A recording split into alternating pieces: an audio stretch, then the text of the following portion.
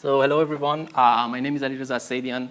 I'm the technical director of the MST Rebar. It's a real great pleasure to be here to talk to you about the use of GFRP bar in slab-on-grade application. I have some case studies to share with you and talk briefly about the benefits of using fiberglass rebar. So the GFRP bars were first introduced to construction in late 1980s, and main reason was to tackle harsh environmental conditions, mainly in bridges, bridge decks, and now after 30 years, more than 30 years of promising data in terms of durability and strength in harsh environmental conditions, their application is expanding. We are now seeing more applications across different industries, from slab-on-grade, marine environment, deep foundations, then residential and commercial buildings. And these are all thanks to the benefits that GFRP bar brings to the table that I will talk about later in my presentation. Now, what is a GFRP bar? Simply put, GFRP bar is a composite material that is made of fiber and resin. And if you look at the, say, ASTM D8505 compliant rebar, it has around 80 to 85% fiber, and the remainder of 15 to 20% is resin.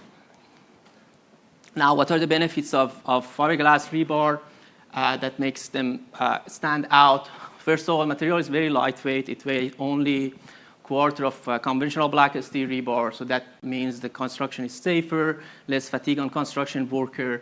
It expedites the construction timeline, as well as less transportation cost.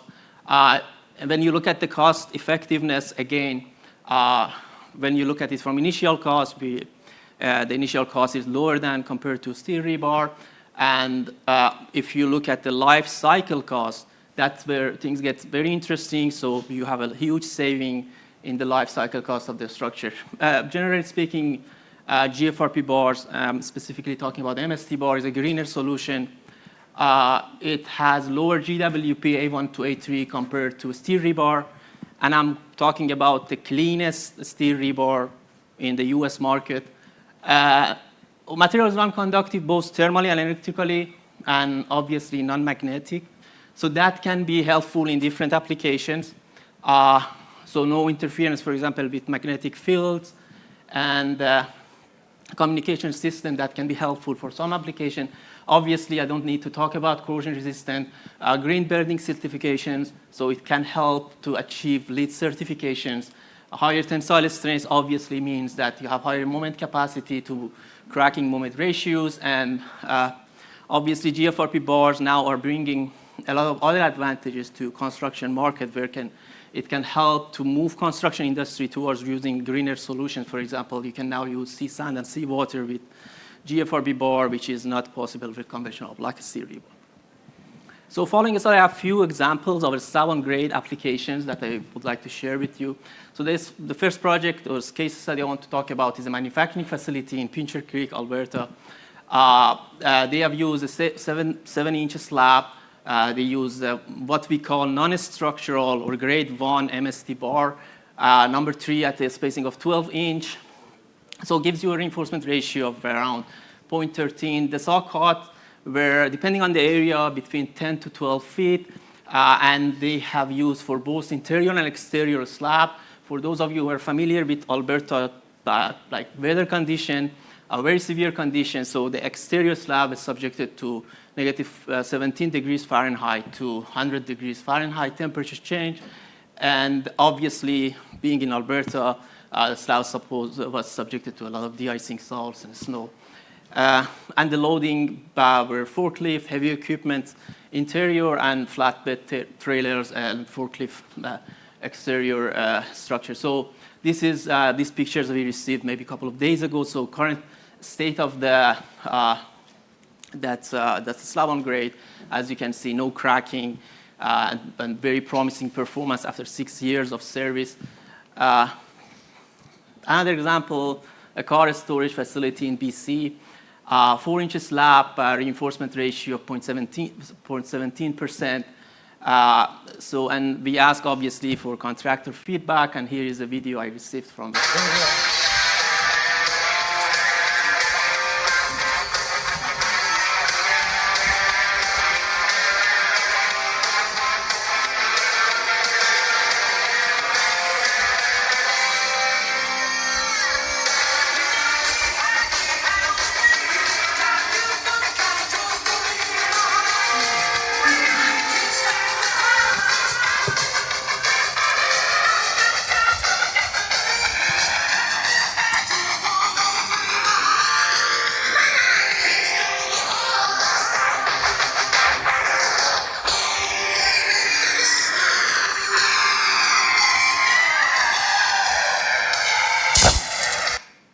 So this shows how lightweight the material is. Obviously, this amount of rebar couldn't be moved if it was steel rebar.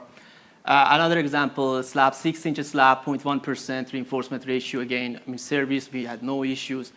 Parking in Moses Lake, Washington, 6-inch slab, 0.1% reinforcement ratio. And this is a quote from the project manager about their feedback. So all the sort of feedback were overwhelmingly positive, except that they said that when they would move a screed on the mesh of the rebar, some tie wires would pop up, and they ended up double tying some of them. But apart from that, everything was very positive. Now, this is an example how use of GFRP bar can help you to achieve LEED certifications. This is a municipal service center. Again, with the help of GFRP bar, they could qualify as LEED silver. It wouldn't have been possible with conventional black steel rebar or any sort of alternative to that. Again, 400,000 feet of rebar, we delivered it with only 2 truckloads versus steel would have needed 6 truckloads of rebar, obviously.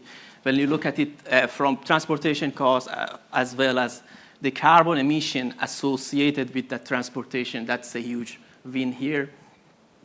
Again, contractor perspective, I have another video to share. It's not on the slab-on-grade application, but it's generally speaking for the benefits of fiberglass rebar that might be interesting for you to see.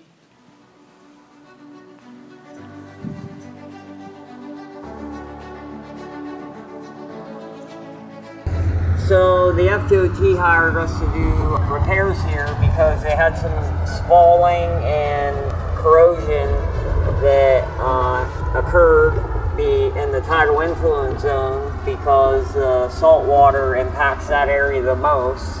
This part here, you can see the thickened slab. So here we use number 6 bars for our verticals and number 4 bar for our horizontals.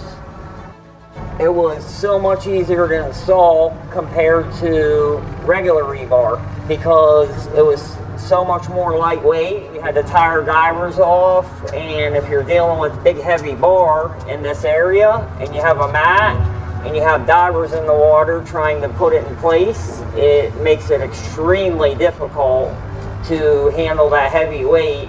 So this project was my first encounter with the GFRP bar. Since then, we've been using it on other projects. It was easier to cut. We were able to take it with a grinder and cut it much faster than regular steel. As a matter of fact, by the time we were done with the project, my guys said, I wish we could use this on every project. It's so much easier to work with, and it's so much lighter. And when we were pre-tying cages, we were able to set it in the water with our divers, so we had no issues with any of that. Steel bar, we would have. So I shared with you some field applications where we use GFRP bars, but now let's zoom out a bit and look at the bigger picture here. obviously, we sell our rebar through our distribution network. We don't have access to the project data that we do. But when you look at it from sales perspective, over past 3 years, we have sold over 65 million linear feet of what we call grade 1 GFRP bar, and which are probably likely used in slab-on-grade applications, and most likely they were used with the same reinforcement ratio, if not less, than conventional black steel rebar. And to be honest, we have not heard any negative feedback from owners, contractors regarding the use of fiberglass or GFRP bars in a slab-on-grade application. And that this alone speaks volumes to how reliable the use of GFRP bars on a slab-on-grade application can be. And this brings me to the end of my presentation. Thank you all for your attention. I'll hand it now to David to take you to more technical aspect of design.